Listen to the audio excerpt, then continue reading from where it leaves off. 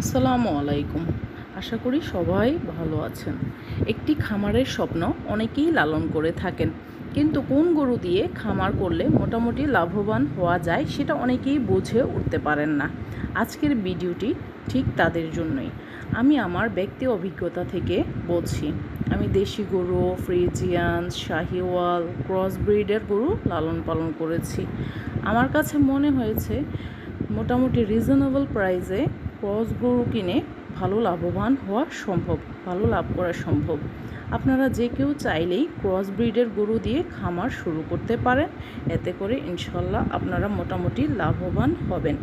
আর হ্যাঁ, একটা বিষয় অবশ্যই মনে রাখতে হবে, শুরুটা যেন অবশ্যই 2-1টি গরু দিয়ে করা হয়। যদি ব্যাপক আকারে শুরুটা হয়ে থাকে সেই ক্ষেত্রে খামারটা অনেক ক্ষেত্রেই দেখা যায় যে লং লাস্টিং করে না, বেশি দিন টিকে না। অল্প দিয়ে শুরু করলে যেটা হয়, অভিজ্ঞতার সঞ্চার হয়।